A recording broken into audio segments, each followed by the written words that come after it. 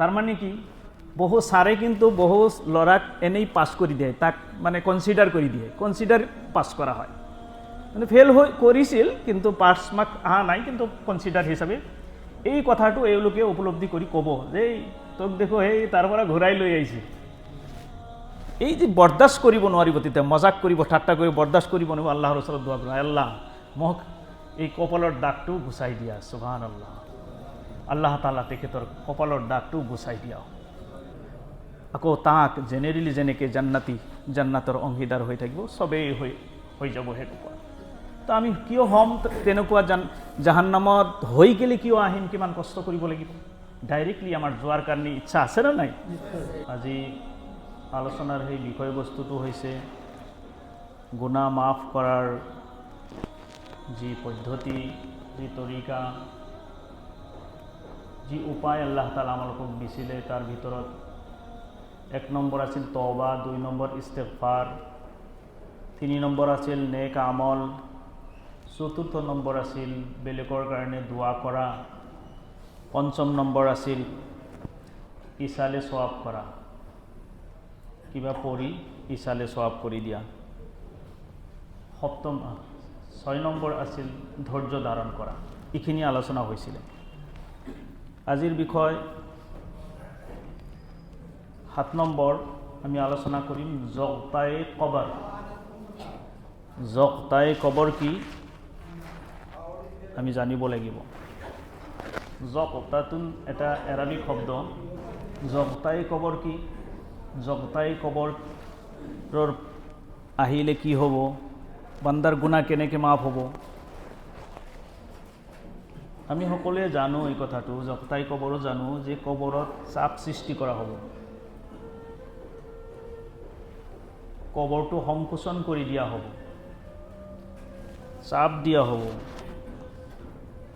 আৰু এইটো সকলোৰ কাৰণে কি হ'ব, চবকে দিয়া হ'ব। একবাৰ ৰাসূলুল্লাহ সাল্লাল্লাহু আলাইহি ওয়াসাল্লাম জানাজাত অংশগ্ৰহণ কৰিলে হযৰত সাদ ৰাদিয়াল্লাহু তাআলা আনহু। হযৰত সাদ ৰাদিয়াল্লাহু তাআলা আনহুৰ জানাজাত যেতিয়া যাই আছিলে নবী সাল্লাল্লাহু আলাইহি সাল্লাম, তেতিয়া ভৰিৰে খোজকাঢ়ি আছিল, ভৰিৰ ওপৰত আঙুলিবিলাকৰ ওপৰত ভৰ দি খোজকাঢ়ি আছে। যেতিয়া ভিৰ থাকে মানুহৰ এনেকুৱা হয় না নাই, আঙুলিৰ ওপৰত ভৰ দি থিয় হ'ব লাগিব, জাগা নাই, ক'ত ভৰি ৰাখিম? সাহাবাই কেৰাম সুধিলে আপুনি এনেকৈ কিয় খোজকাঢ়ি আছে? ৰাসূল সাল্লাল্লাহু আলাইহি সাল্লামে ক'লে যে সাদ ৰাদিয়াল্লাহু তাআলা আনহুৰ জানাজাত ইমান ফেৰিস্তা আহিছে, ভৰি ৰখাৰ জাগা নাই। সুবহানাল্লাহ নকয়? সৰু সাহাবী হ'ব তেনেহ'লে, বহুত ডাঙৰ সাহাবী হয়। হযৰত সাদ ৰাদিয়াল্লাহু তাআলা আনহুৰ ইন্তেকালৰ সময়ত আল্লাহৰ আৰশ 3 দিনলৈকে কান্দিছে। আৰু ৰাসূল সাল্লাল্লাহু আলাইহি সাল্লামে ক'লে সাদ ৰাদিয়াল্লাহু তাআলা আনহুৰ কবৰটো জগতায়ে কবৰ হ'ব, কবৰৰ চাপ সৃষ্টি হ'ব। চিন্তা কৰক, সকলোৰে হ'ব, সকলোৰ বেলেগ বেলেগ হ'ব। কামি হাৰাবিলাক সোমাই যাব, কাফেৰ বেঈমানৰ বেলেগ হ'ব, মুমিন মুছলমানৰ বেলেগ হ'ব, হোৱাটো হ'বই। এক্সাম্পল দিলে গম পাব, আপোনাৰ আঙুলি সোমাই গ'ল দৰজাৰ ভিতৰত, অলপ মানে চেপা খালে না নাই, খোৱাৰ লগে লগে সেইটোৰ বিষ 3-4 দিন থাকি যায়, বহুত কষ্ট হয়। কিন্তু আপোনাৰ মূৰ বিষাই হয়, তাতেওতো আপোনাক অলপমান চেপি দিয়া হয়, অলপমান মালিচ কৰি দিয়া হয়। সৰু বাচ্চাই যদি মালিচ কৰি দিয়ে, আপোনাৰ সেইটো কেনেকুৱা লাগে? ভাল লাগে। দুইটাই কিন্তু দবাই আছে, দুইটাই প্ৰেছাৰ দিয়া হৈ, প্ৰেছ কৰা হৈ আছে দুইটাতেই, কিন্তু এটাত আৰাম পোৱা যায়, এটাত শাস্তি হয়। মাকে কেতিয়াবা নিজৰ সন্তানক আলমগীন কৰে না নাই? হাবুটি ধৰে আৰু হেঁচি ধৰে, তেতিয়া সেইটো কি আপুনি কষ্ট পায় নেকি? মাকে ধৰিলে কষ্ট পাব? সৰু অৱস্থাত ধৰিছে, কষ্ট নহয়, এইটো মৰমে ভৰা। আৰু সেইটোৰ মৰম, এইটোৰ আৰাম ভাষাই প্ৰকাশ কৰিব নোৱাৰি। ঠিক সেনেকৈ মমিন বান্দা যিসকলৰ কবৰতো চাপ হ'বই, হেঁচা দিয়া হ'বই, কিন্তু আৰামৰ হ'ব। সুবহানাল্লাহ, আৰামৰ হ'ব। সেইকাৰণে মমিন আৰু গায়ৰ মমিন, এতিয়া ক'ব যে গায়ৰ মমিন, আমিতো মমিন হয়, আমাৰ কিয় হ'ব? আমাৰনো এনেকুৱা কিয় হ'ব? নেক বান্দা আমি, দুনিয়াত যিমানবোৰ বস্তু আমি ব্যৱহাৰ কৰিলোঁ, আৰাম আয়েশত জিন্দগী পাৰ কৰিলোঁ, গাড়ী বাড়ী, যিমান সা সঁজুলি আমি ব্যৱহাৰ কৰিলোঁ, তাৰ এটা বিল আছে না নাই? আপনি ভাল ৰেষ্টুৰেণ্টত যাই খানা খাই আছে, যি ইচ্ছা তাকেই খাব পাৰে, পইচা আছে আপনি খাব পাৰে, যি ইচ্ছা মন মৰ্জি হিচাপে আপনি খালে, কিন্তু লাষ্টত কিবা এটা কৰিব লাগিবতো, বিল পে কৰিব লাগিব, আপনাৰ বিলটো দিব লাগিব। ঠিক সেনেকৈ আমি যিমান আৰাম কৰিলোঁ, তেনেহ'লে যাৰ যিমান আৰাম হৈছে দুনিয়াত, তাৰ সিমানেই অলপ হেঁচাটো বেছি হ'ব, হোৱাটো হ'বই। সেইকাৰণে দুনিয়াৰ আৰামটো অলপ কমকৈ কৰিলে ভাল। দুনিয়াৰ আৰামটো যিমান কম কৰা যায়, ৰসুল সাল্লাল্লাহু আলাইহি সাল্লামৰ বিছনাত ডাবল কৰি দিয়া হৈছিল, যি মানে চাদৰ মানে বিছাই দিয়া হয়, সেইটো ডাবল কৰিছিল। হোৱাৰ লগে লগে গম পাই গৈছে আজি কিবা এটা হৈছে। সুধিছে, মোৰ বিছনাত কোনোবাই হেৰি কৰিছিল নেকি, কিবা কিবা সোমাইছে নেকি, তলত কিবা পাৰিছে নেকি? কৈছে চাদৰটো খালি ডাবল কৰা হৈছে। হয় নালাগে? ৰসুল সাল্লাল্লাহু আলাইহি সাল্লাম যেতিয়া শুই থাকিছে, তেতিয়া ৰসুলৰ মানে গাত দাগ পৰি গৈছে কাপোৰৰ বা চাদৰৰ চটাইৰ পাটিৰ। আজিকালি যিমানবোৰ গাদ্দা আহিছে, তলপিলে যায়ে থাকে, খালি ইমান আৰাম, বহিলেই টোপনি আহি যায়। আৰামটো অলপ কম কৰিলে আখেৰাতত আমাৰ কাৰণে সুযোগটো, বা কবৰত আমাৰ জক্তাই কবৰ যাক কোৱা হয়, কবৰৰ যিটো প্ৰেছাৰ দিয়া হ'ব, সংকোচন কৰা হ'ব, সেইটো অকণমান ৰেহাই পাম, আমি কম হ'ব, কিন্তু হোৱাটো হ'বই, হোৱাটো হ'বই। সেইকাৰণে আমি ইনশাল্লাহ ইয়াৰ কাৰণে চেষ্টা কৰিম।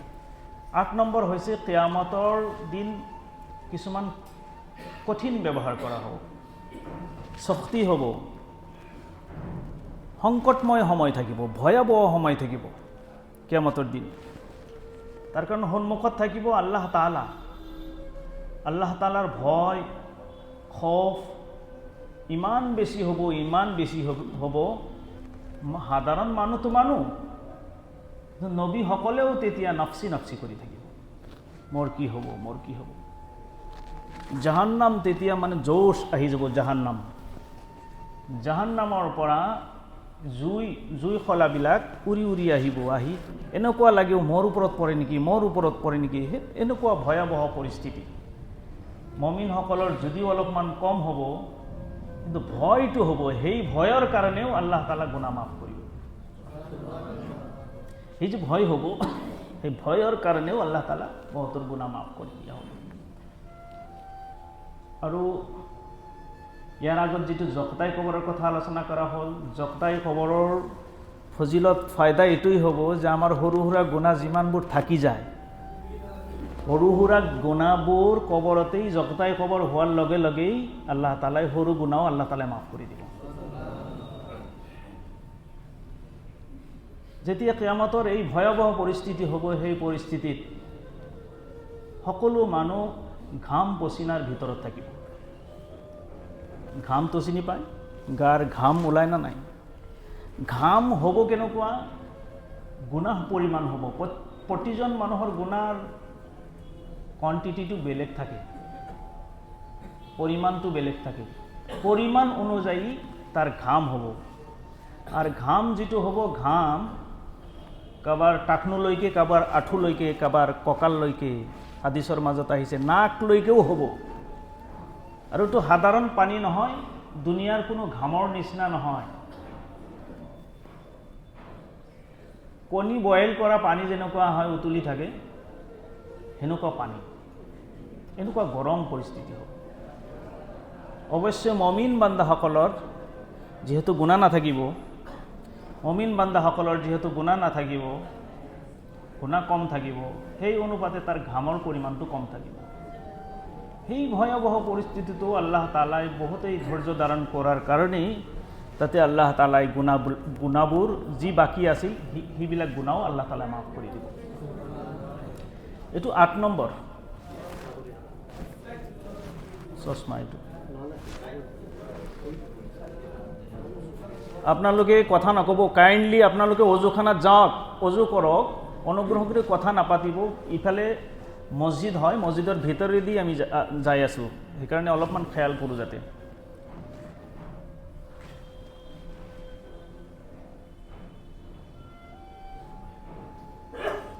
আট নম্বৰ 9 নম্বৰ, নবী সাল্লাল্লাহু আলাইহি সাল্লাম শাফাআত কৰিব। শাফাআতৰ বদলততো আল্লাহ তাআলাই বহু বান্দাক আল্লাহ তাআলাই মাফ কৰি দিব, বহু বান্দাক আল্লাহ তাআলাই মাফ কৰি দিব।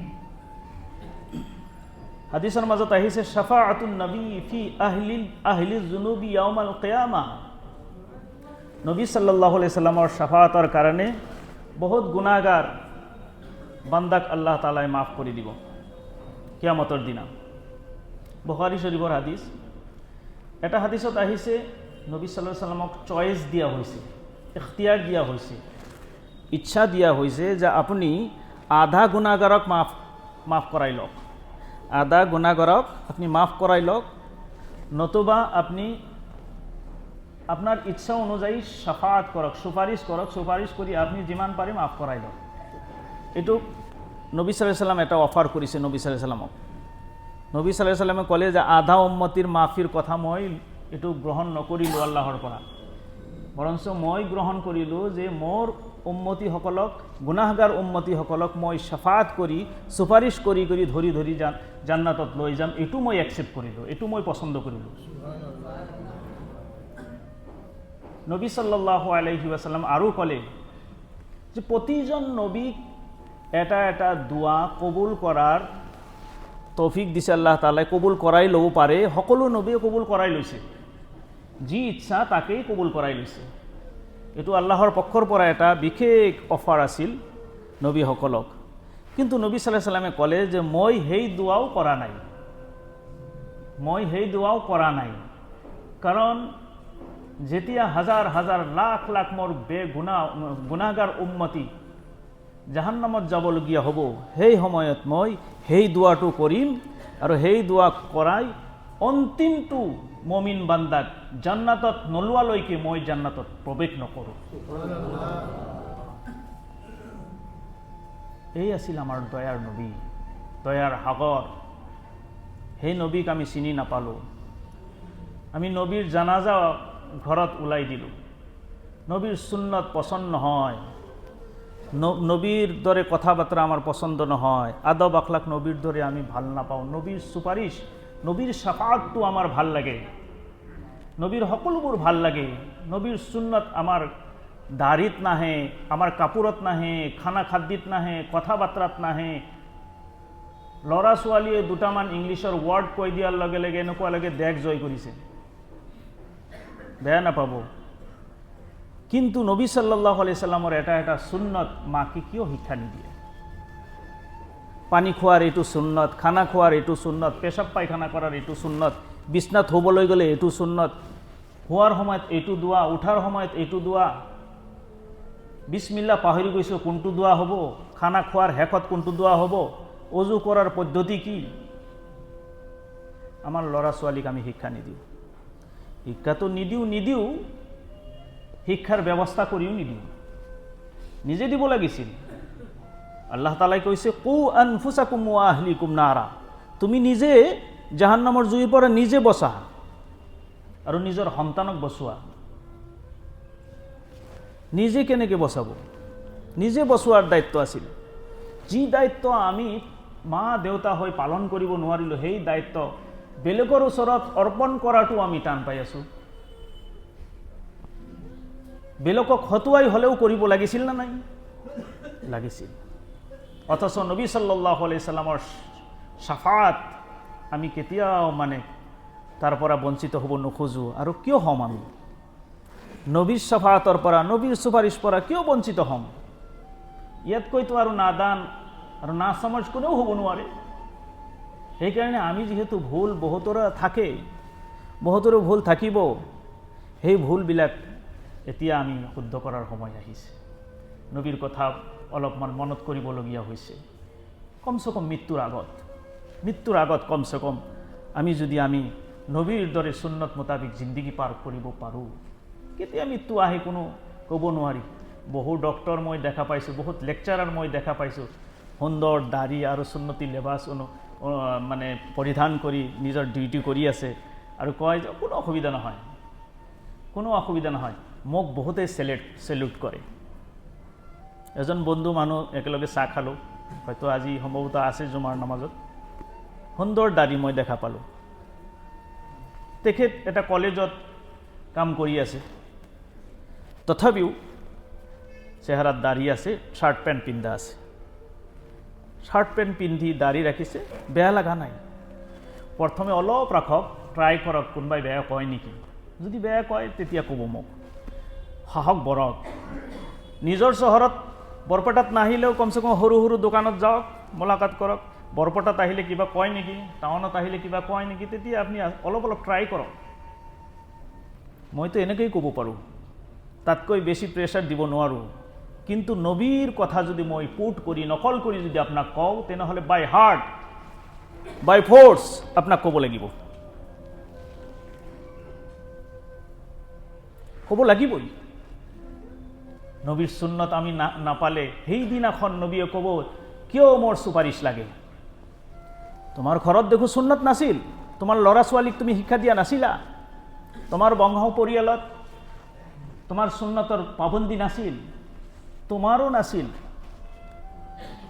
এতিয়া কিয় চুপাৰিশ লাগে? তেতিয়া কি ক'ম? হাদিছত আহিছে এই কথা, নবীয়ে ক'ব এই কথা, এতিয়া কিয় চুপাৰিশ লাগে? আল্লাহৰ ওচৰত আমি তওবা কৰোঁ, আল্লাহ যাতে আমাক আকৌ সুন্দৰ এটা জীৱন দিয়ে। যিহেতু সুন্দৰ এটা আমি নতুন বছৰ বুলি ভাবোঁ, যাক আমি নতুন বছৰ বুলি ভাবি আছোঁ, তথাপিও ভাবি লওঁ অলপ সময়, আমাৰ কিন্তু এটা বছৰ পাৰ হৈ গ'ল। অলপমান ৰিয়েলাইজেশ্যনৰ দৰকাৰ আছে, অলপমান অনুশোচনা উপলব্ধি কৰাৰ সময় আহিছে। এটা বছৰ যিহেতু আমাৰ ফিনিছ হৈ গ'ল, আমাৰ আয়ুৰ পৰা এটা বছৰ কম হৈ গ'ল, আমি অলপমান হিচাপ কিতাপটো সুন্দৰকৈ কৰাৰ চেষ্টা কৰোঁ। বছৰৰ আৰম্ভণিটো এনেকুৱা কৰোঁ। আজি কি ফাৰ্ষ্ট জুমা হয়, আমি সংকল্পবদ্ধ হওঁ, আমি সুন্দৰ কৰিম, আমি আগন্তুক দিনবোৰ আৰু সুন্দৰ কৰিম ইনশাআল্লাহ। ইনশাআল্লাহ নকয়, আল্লাহ তাআলা তৌফিক দিব ইনশাআল্লাহ ক'লে। 10 নম্বৰ হৈছে ৰহমতে খুদাবন্দী, আল্লাহৰ ৰহমতৰ জৰিয়া কৰি আল্লাহ তাআলা মাফ কৰি দিব বহু বান্দা। কেনেকুৱা ৰহমত? ডাইৰেক্ট ৰহমত, কোনো কাৰণ নহয়, কোনো কাৰণ লৈ আল্লাহ তাআলা মাফ নকৰে। হাদিছৰ মাজত আহিছে, এনেকুৱা বান্দাও হ'ব যে জাহান্নামৰ ভিতৰত নিক্ষেপ কৰাৰ পিছত মুমিন বান্দাবিলাকৰ বহু বছৰ জাহান্নামৰ জুইত জ্বলিব, আকৌ আবে হায়াতত গা ধুৱাই কেলে এওঁলোকক জান্নাতত দিব। এনেকুৱা এক জাতীয় আমাৰ মুছলমানৰ ভিতৰত আছে, মুনাফিক যাক কোৱা হয়। মুনাফিক, মুখত এটা দিলত এটা, এনেকুৱা ব্যক্তি কাফিৰ মুশ্ৰিকৰ লগত যেতিয়া জাহান্নামত থাকিব, আৰু কাফিৰ মুশ্ৰিকৰ মাজত এটা দিৱাৰ সৃষ্টি কৰি দিয়া হ'ব, গ্লাছ, ইফালে ইফালে চাব পাৰিব, প্ৰত্যক্ষ কৰিব পাৰিব। কাফিৰ মুশ্ৰিকে এওঁলোকক কি কৰিব? কটাক্ষ কৰিব, তিৰস্কাৰ কৰিব। কি হ'ল, তোমাৰ আল্লাহ তোমাক নবচালে, তুমি দেখোন নিজক মুছলমান বুলি কৈছিলা। এই কথাটো আল্লাহৰ তেতিয়া কান্দিব, সেই ব্যক্তি কান্দিব, ফেৰেশতাক পঠাই দিয়া হ'ব। আল্লাহটো জানে যে কিয় কান্দিছে, সুধচোন।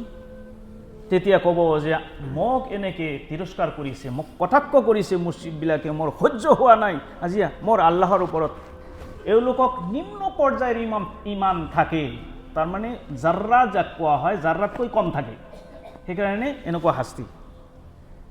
তেতিয়া কান্দাক কাৰণটো বুজি পালে, ঠিক মুশ্ৰিকবিলাকে ইয়াক যদি টানা দি আছে, কটাক্ষ কৰি আছে, তেনেহ'লে তাৰ পৰা ওলাই আনা হওক, ফেৰেশতাক হুকুম দিয়া হ'ব আৰু আবে হায়াতত গা ধুৱাই দিয়া হ'ব। যিহেতু ক্ষত বিক্ষত হৈ থাকিব, জ্বলন্ত অৱস্থাত লৈ অনা হ'ব, তেতিয়া আকৌ ৰিনিউ হ'ব, ধুনীয়া হৈ যাব, আগৰ দৰে হৈ যাব। তেতিয়া আকৌ জান্নাতত প্ৰৱেশ কৰাই দিয়া হ'ব, কিন্তু তাৰ কপালত এটা মোহৰ লগাই দিয়া হ'ব, জান্নাতি বাকী জেনেৰেল জান্নাতিবিলাক তাক মানে ঠাট্টা বিদ্ৰূপ কৰি থাকিব, তাৰ কপালৰ সেই চিনটো দেখা পায়। তাৰমানে কি? বহু ছাৰে কিন্তু বহু ল'ৰাক এনেই পাছ কৰি দিয়ে, তাক মানে কনচিডাৰ কৰি দিয়ে, কনচিডাৰ পাছ কৰা হয়। মানে ফেল কৰিছিল কিন্তু পাছ মাৰ্ক অহা নাই, কিন্তু কনচিডাৰ হিচাপে এই কথাটো এওঁলোকে উপলব্ধি কৰি ক'ব যে তোক দেখো সেই তাৰ পৰা ঘূৰাই লৈ আহিছে। এই যে বৰদাস্ত কৰিব নোৱাৰিব, তেতিয়া মজাক কৰিব, ঠাট্টা কৰিব, বৰদাস্ত কৰিব নোৱাৰিব। আল্লাহৰ ওচৰত দোৱা কৰিব, আল্লাহ মোক এই কপালৰ দাগটো গুচাই দিয়া, সুবহান আল্লাহ। আল্লাহ তাআলা তেখেতৰ কপালৰ দাগটো গুচাই দিয়া। আকৌ তাক জেনেৰেলি যেনেকৈ জান্নাতৰ অংশীদাৰ হৈ থাকিব, চবেই হৈ যাব সেনেকুৱা। তো আমি কিয় হ'ম তেনেকুৱা জাহান্নামত হৈ গ'লে কিয় আহিম, কিমান কষ্ট কৰিব লাগিব? ডাইৰেক্টলি আমাৰ যোৱাৰ কাৰণে ইচ্ছা আছে না নাই? সেইকাৰণে আমি ইনশাআল্লাহ আল্লাহৰ ৰহমতৰ আশাৰ লগে লগে আমি এই যাৱতীয় মানে 10টা বিষয় লৈ যি আলোচনা কৰিলোঁ তাৰ ওপৰত আমি ইনশাআল্লাহ চিন্তা চৰ্চা কৰিম, তাৰ ওপৰত আমল কৰাৰ চেষ্টা কৰিম।